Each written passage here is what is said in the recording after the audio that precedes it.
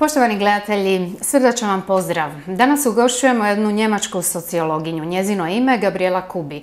Na hrvatskom tržištu mogu se pronaći dvije njezine knjige. Prva je Nova ideologija seksualnosti, a druga i posljednja koja je izišla nedavno u Hrvatskoj, to je Svjetska seksualna revolucija. Evo, pozdravljamo gospođu Gabrielu Kuby. Welcome to our show. Hello. Vi ste obraćenica, svojevrsno. Zapravo obratili ste se na katolicizam prije 16 godina. You have converted to Catholicism 16 years ago. How did it happen? What were you before that? That's of course a long story.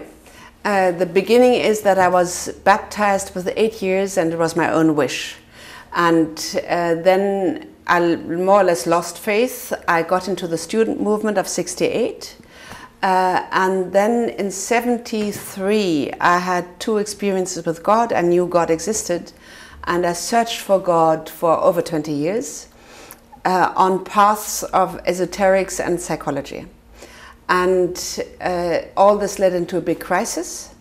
I'm the mother of three children. We were married and our marriage got into difficulties and we separated, and then I seriously started to pray. And somebody came and said, pray.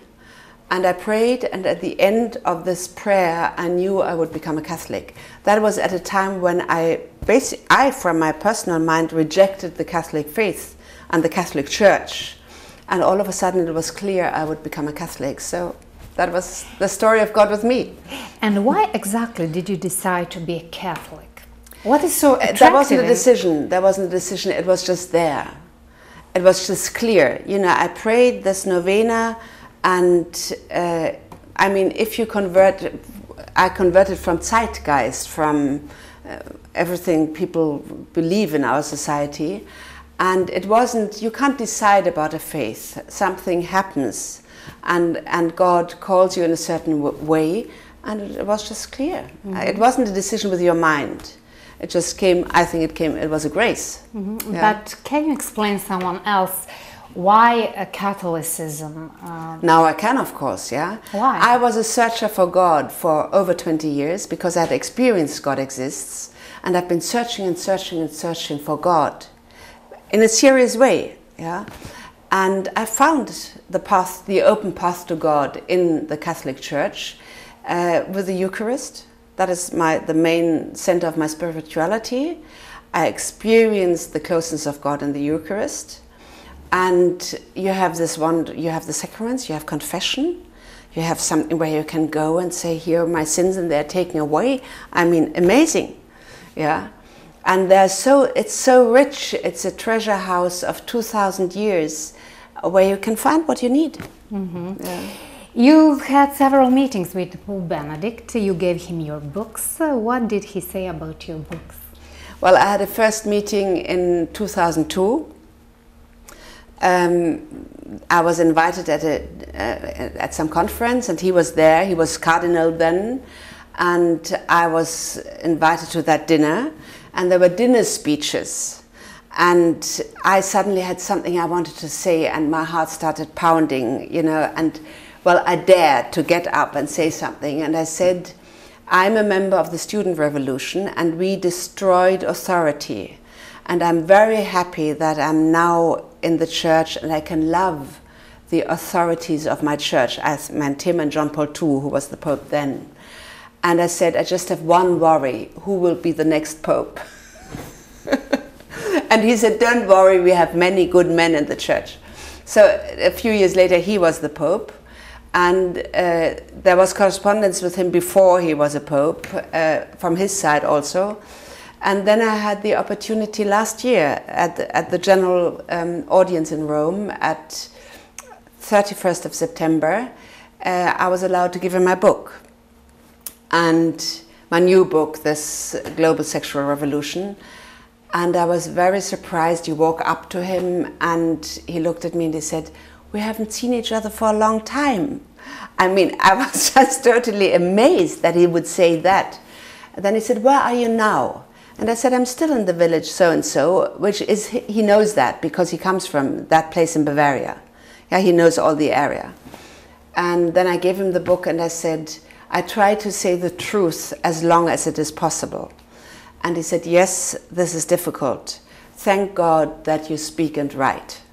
What do you think? Why people today want to reject authority? Well, that was... Authority of church. They basically, our time rejects the authority of God. That is the basic thing.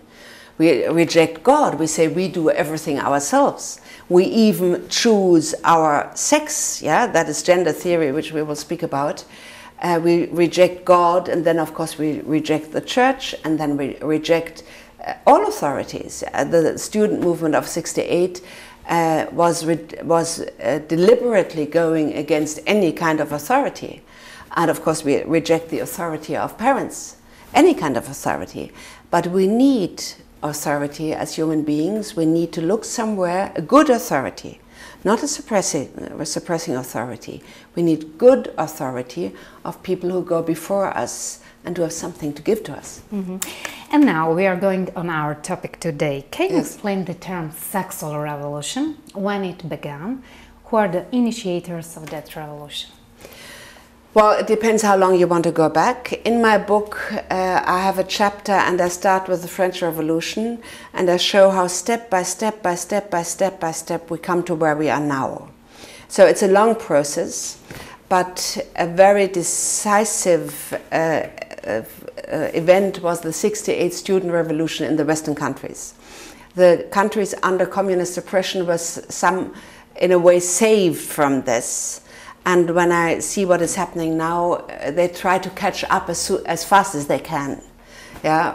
And although they could see the dangers now, they could see what is happening, that the family is breaking apart, that our young people have great difficulties to master their life. It's all obvious.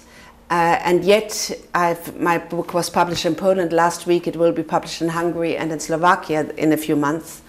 So all these countries can see where it leads to, and yet there are strong forces within the countries who try to pressure their nation to the same direction. Mm-hmm. Yes, they are often talking about sexual freedom. How do they describe sexual freedom? What does it mean? Yeah, okay, it just means do whatever you like. Everything is the same. I use the term deregulation of the sexual norms. In the financial sector, we have a deregulation of the financial norms, and we see where it leads to. Total chaos, yeah? Now we have a deregulation of the sexual norms. As men, we are not animals. Animals are bound by instinct. We are free. That's the specific for the human being. So how do we deal with this gift of sexuality, which is strong drive? How do we deal with it? And this concept of freedom says anything you do is fine. And let us teach... Is it true freedom or false freedom? It is false freedom, of course, yeah.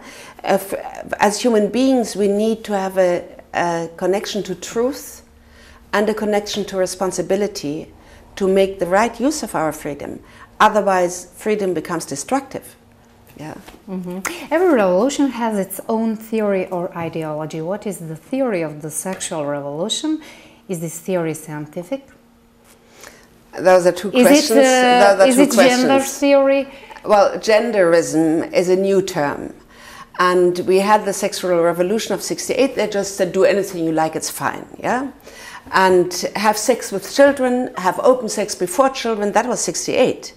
And do whatever you like. With the same sex or other sex, everything is fine.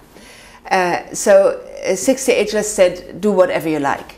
Now this feminism is a very important influence for this, and the homosexual movement. And now we have something new, it's called gender ideology or genderism. And it really is a product of the joining of feminism with the homosexual movement. Feminism, many lesbians are in the feministic movement, and they give birth, so to speak, to genderism. And gender is an ideology which says something very mad.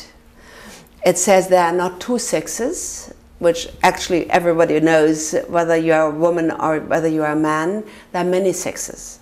There is homosexual man, homosexual woman, bisexual man and woman, transsexual man and woman, and this is the main thing of your identity. This is a mad theory. We know we are man and woman. Is it ridiculous theory? It is completely Unlogical. ridiculous. It is unlogical, and everybody knows it's untrue. And when a baby Everybody knows. I think so, yeah. And when a baby is born, the first thing we say, what is it? Is it a girl or is it a boy? This is what interests us most. And now we have this movement going on all over the world, into the academic, in the universities. How is it possible? Well, let's first say what is going on. They say it restricts our freedom to be, by society, be sort of forced into the man role and into the woman role. This is a restriction of our freedom. We need to have an identity. Yeah, it's not a restriction of our freedom, it's demolition of our identity. And a healthy individual person, we have to become a mature woman, and we have to become a mature man. We have to become mothers and fathers, which is a big responsibility. I have 3 children, I know what it's about. And everybody really knows what it's about. And if we ruin that matrix of our human existence, we just ruin the fundamentals of our society. You claim that some of the world organizations are in the service of the sexual revolution. Which are these organizations? Yeah. What exactly do they work to promote gender ideology and sexual revolution? Let me go a little bit back, even before the '68 movement, to Wilhelm Reich. Wilhelm Reich worked in the in Germany before the Nazis, the Weimar Republic, and his works were read again by and taken up by the '68 revolution, and he put into print.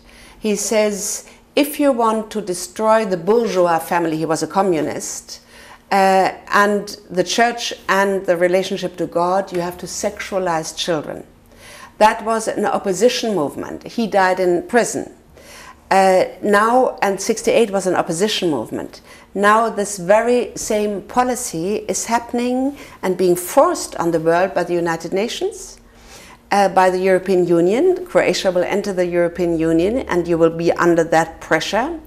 By the big foundations like Rockefeller and Bill Gates Foundation, and by huge NGOs, non-government organizations like International Planned Parenthood.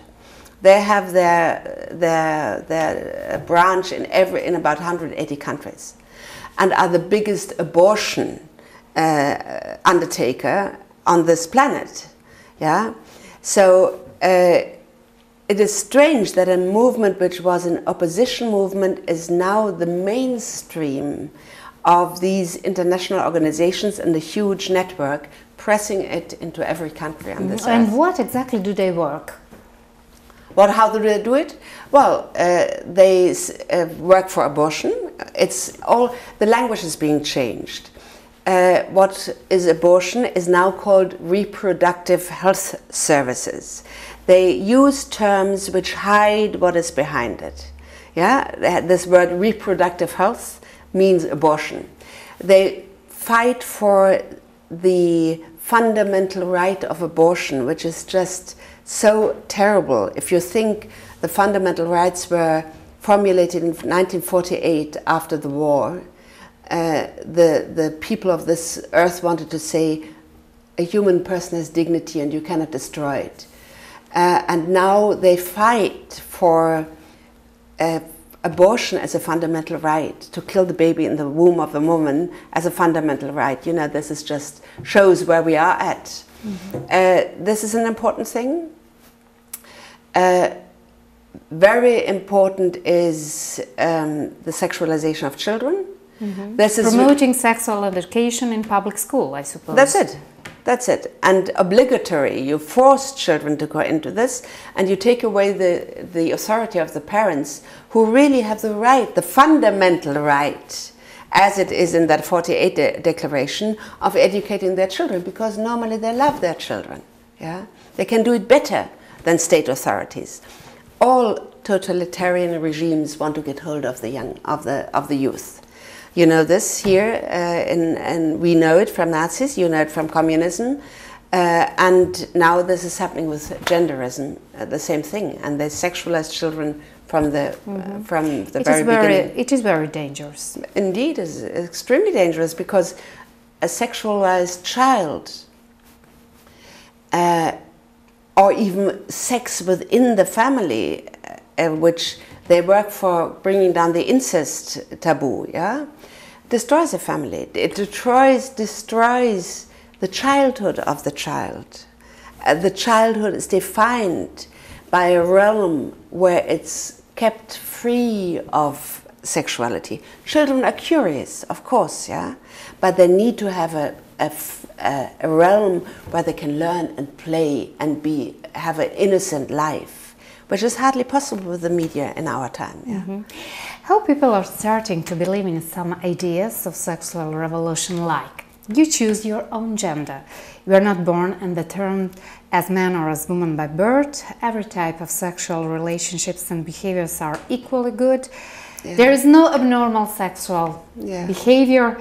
Yeah. You said that the theory, no you, but Pope said, is trivial in some way. Yeah. But legislation in many countries supports this theory through laws. Yeah. It is amazing. Real brainwashing through the media is going on. We see films all the time. We're exposed to sexual images all the time. Yeah. Now we have a brainwashing because the media all are on this side. Only the very small media oppose this. The mainstream media are all on this strategy. And you hear it all the time. You hear. Is it strange? Very strange, indeed, very strange. And you hear, well, these poor homosexual minority, they're discriminated, we have to give them the rights, equal rights, they have to be able to marry. Everybody knows that two persons of the same sex cannot form a marriage, cannot form a family. Yeah, and if you say a frog is a bird, it doesn't make the frog a bird, it just confuses people. So people, and of course grown-ups, it's difficult to change their mind. They basically know something is wrong. But you can change children. You can give them children books, you can indoctrinate children. For example, is there any fairy tale with two princes in marriage? Yeah, you have children books in Germany and in other countries where a prince marries a princess. Yeah, you turn their mind, you show them sexual images. In Germany, not only Germany, all the German-speaking countries and beyond, yeah, there is the sexual network works everywhere. Children in school have to learn how to pull condoms over plastic penises. You know, girls and boys sitting in the classroom, or to model the sexual organs out of a plastic material. You see, and if a child sits there in the classroom and has some plastic material and forms a penis or a vagina, it does something with the child, because you only touch genitals in an intimate love relationship normally.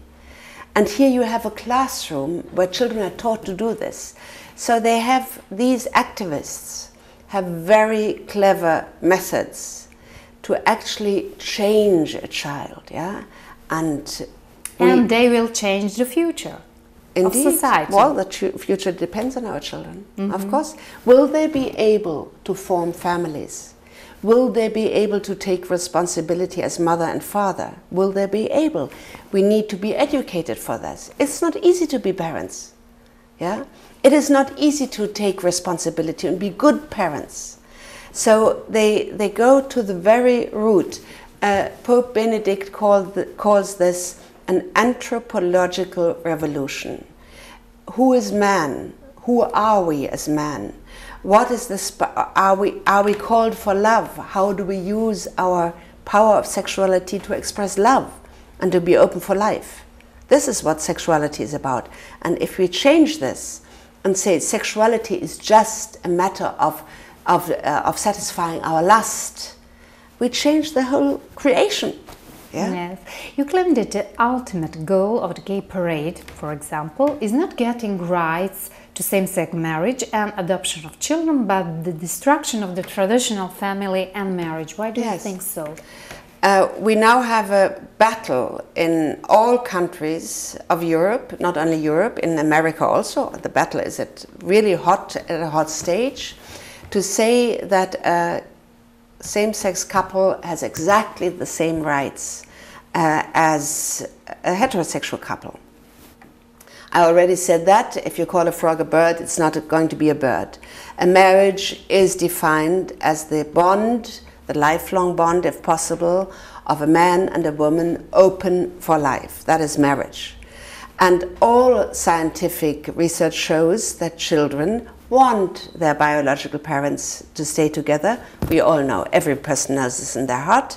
And if it breaks up, it's deep suffering. Yeah? And that this family, which is the only true family, is the best way for children to grow up. We know this, scientific research shows it. So now we say homosexual couples must have the same rights, even to adopt children which they have, which are in no relationship with them. There's one thing is striking. Of about, at the most, 2.5% of the population have a homosexual orientation. Of these, only a small minority lives together. 2%. Something like this. And they do not, in the countries where you have the civil union possibility, only about 2% make use of it. Yeah? So you have homosexuals, a smaller minority, and only a very small minority of them wants to make use of that. And at the same time, we have this battle around the world. We must have a homosexual marriage. They don't want it. They don't make use of it. So why all this fuss? Why all this excitement?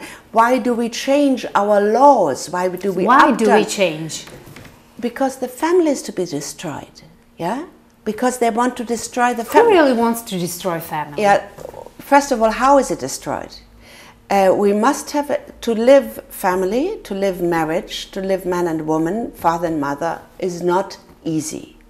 It needs an orientation. We need to be educated for this. We need to learn how to be it. And if you tell children, use your body as a lust organ, which they're trying to do, how can they need contraception, they need abortion, they will have difficulty to use their energies for learning. Sigmund Freud says culture arises through the sublimation of the sexual drive by using the strong force which we have, for not directly, but to keeping it in, and to this is an energy which creates culture. And if we create a society where every sexual drive is immediately satisfied in any way, where is the energy to create culture? This was the theory of Sigmund Freud. And there was an anthropologist called J.D. Unwin who published a big work in 1936 in Oxford University Press. The work is called Sex and Culture. And he wanted to find out in which relationship are the sexual norms and the height of the culture. And what he discovered, and he says without an exception, is that you can have high culture only with strict sexual norms, which means virginity before marriage and monogamy in marriage. He said there's no exception. And had he known what he would find out, he would not have started. He was not a Christian. He didn't like what he found out. But he says this is what he found out without exception. So if we sexualize children, we will bring down the culture, as Wilhelm Reich said. Yeah. But who really wants to destroy family, to destroy culture, to destroy humanity? That's the big question. I can see it's going on. And I'm amazed that it is going on at that speed and with that force. I can see it's being done by the United Nations, by European Union, and so on. We spoke about this. Who is behind it, I don't know. I simply have to say I don't know. I see one thing: they want to reduce the population on this earth, and all these methods lead to a reduction of population because we need contraception, we need abortion. Homosexuals don't have children, and you bring down the family. So, who are really the forces behind it? I just have to say I don't know.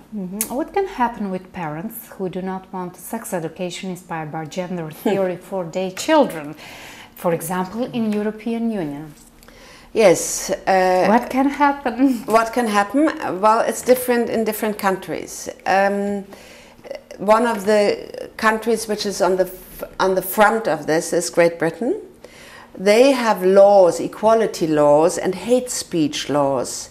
So when you do something which they consider as discriminating, they can take you to prison. Yeah, they can fine you. And it's happening on many levels. There is an observatory called, it's in the internet, Intolerance Against Christians. They document 800 cases of intolerance against Christians. So if you, like a bishop, Anglican bishop in Great Britain, he refused to have an active homosexual in youth work. He was fined £40,000 and had to go to diversity training. His mind had to be changed, yeah? So things like this can happen. In Germany, we have a very strict law that children must go to school. There are parents who don't want children to be in the sex education. They are not allowed to take children out. There are some brave families who did do it. They were fined. They refused to pay the fine. The children were taken away into state care, and the parents had to go to prison. Yeah, this is happening in Germany. Here in Croatia, you have gained freedom now. We think it's freedom. And I hear that Judith Reisman couldn't speak here, and some places. At some places, she could. Today, I met a young woman who seems to be quite well known in Croatia. She works against this. She walked on the street beside a Christopher Street Day parade here in Split, and she was arrested for 6 hours without having the possibility to phone anybody. So there are many methods. They are different in many cultures, but there's also hope. Yes, I hope so. There is hope. We hope so, and there is hope. And what we see happening in France now is quite amazing. Nobody would have dreamt of it at the end of last year. Now we have a nationwide movement of millions of people on the street. I heard for that. Yeah. But not in the media. Well, the media try to hide it, but they can't. When you have a million people on the street, you can't hide it. They try to. The government of Hollande prohibited that the pictures are shown of masses and masses and masses of people on the street. They have had two national Manif pour tous, it's called, and they passed the law. They don't care what people say, and they will have a third one on the 26th of May, Manif pour tous, and they're expecting more than 1 million people. There already were more than 1 million people. Many people are supporting it. 26 mayors of little towns said, we are against this, we will not do it in our municipalities. And with great joy, I've seen now here in Croatia. They feel dangerous of that ideology, I suppose. They feel that the ideology is dangerous, yes, because they say every human being has a mother and a father. Even a homosexual has a mother and a father. And homosexuals are on the stage and say, we are homosexuals and we are gay, but we have a social conscience and we want that children have a father and a mother. And we are born from a father and a mother. Yeah? So it's a very, very wide movement.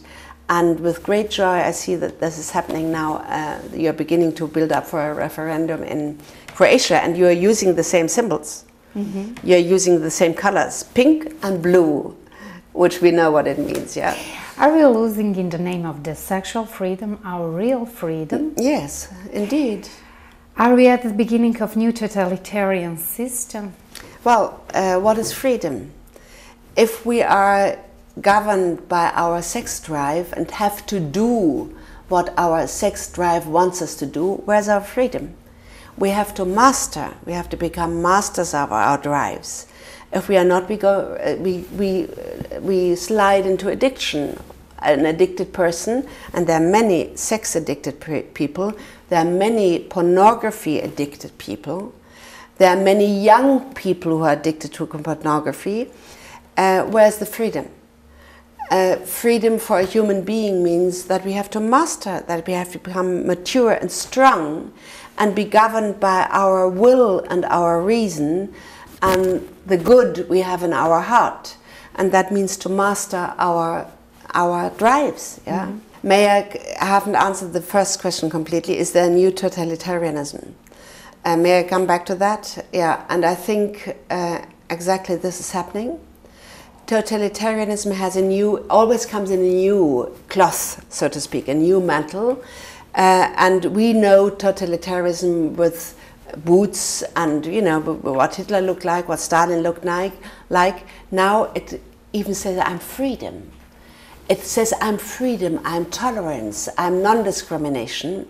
But inside you see that it is totally intolerant against anybody who opposes it.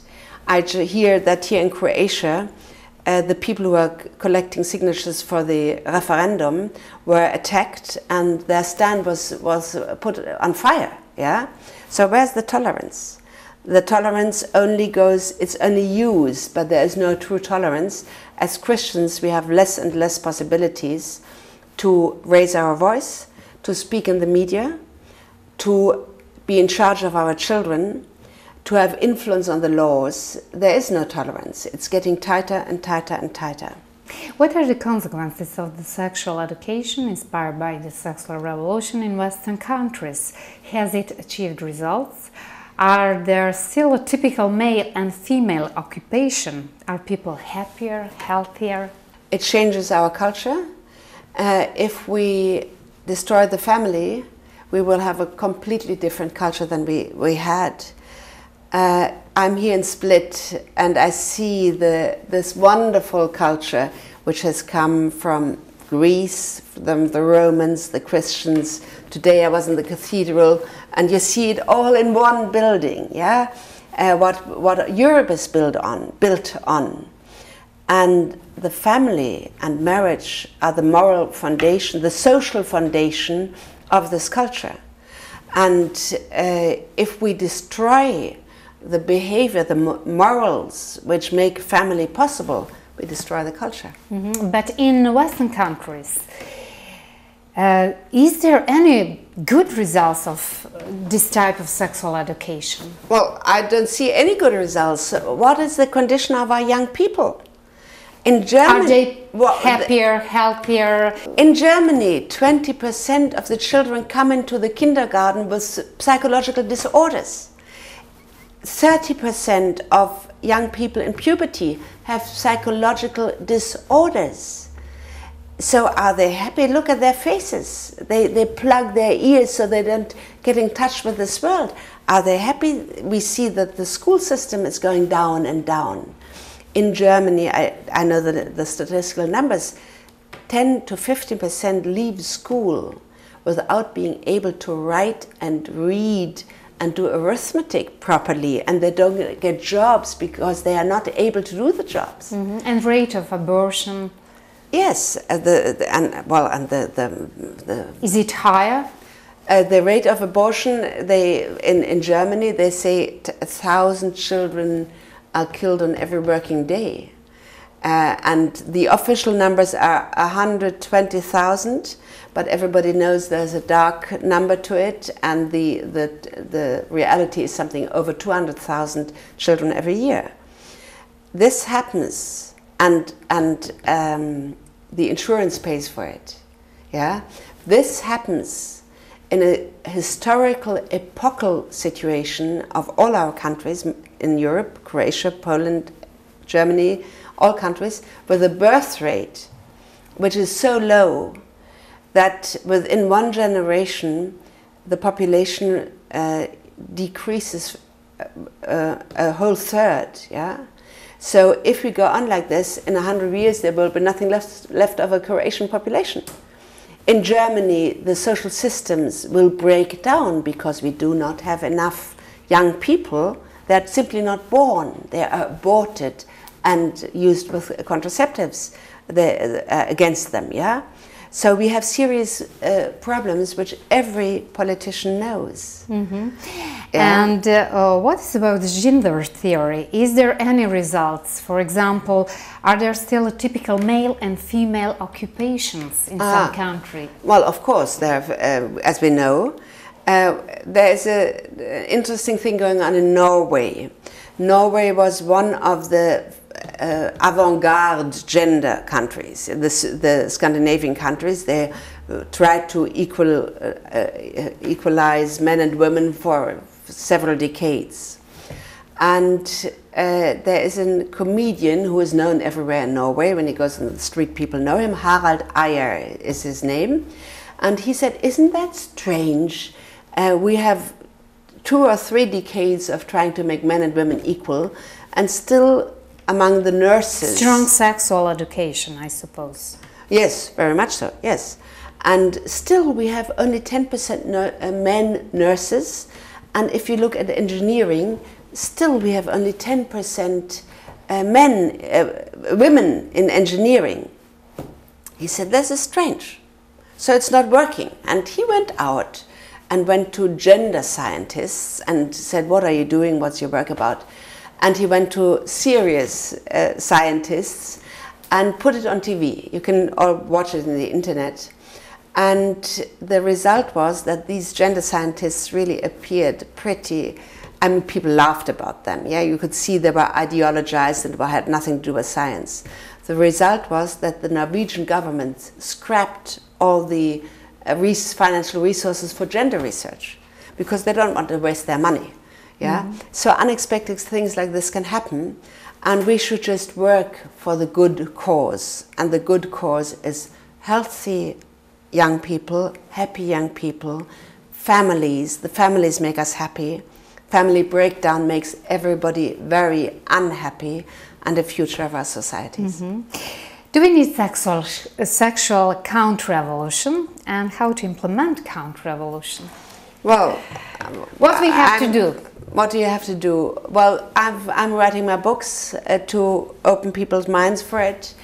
Everybody has to listen inwardly, what should I be doing, and overcome the timidity and the cowardness, because it takes courage in our society to work for it. Here's the referendum in Paris, the whole nation is up on the road. Judith Reisman exposed Kinsey. So every person can do something. In the media, not howl with the wolves, as we say in German, but be committed to truth, even if it costs us something. And more it does have a price, and we have to be willing to pay the price. What is for you the true human freedom? What does it mean? To be really free. To be really free, I give a religious answer. I'm a Catholic, and it is the true freedom is to do the will of God. And because there is a will of God, there is a reason why we are created, and we have to. God doesn't force us to do that. It means a search, and it means a willingness to tune into what God wants for our life. This is a religious answer, and in my own experience, I see it's true. And what really makes people happy? The same thing. Same thing. What is faith for you? We are in year of faith. What is faith for me? Yes, gift, grace. Of course, a grace. on our part, we can do something on our part. The real thing comes from God. Our part is to be truthful with ourselves. That for me is the most important thing. And we know there is a compassionate God. He will forgive our sins, so we can be truthful. That we can always bring everything to God and He will forgive us. And this is, I think, the only requirement, that we advance on this path with God, to be truthful. And by moving out of our habitual sins, the truth will open up. If we are in sins, we do not see the truth. So we can do a part, but God, there's a saying, we go one step and God comes 10 steps towards us. Thank you for this conversation. Thank you very much. Poštovani gledatelji, hvala vama na pozornosti. Bila je ovo emisija Vidljivi tragovi. Ostanite i dalje uz naš program. Slijedi naša redovita rubrika Vrata vjere. Doviđenja.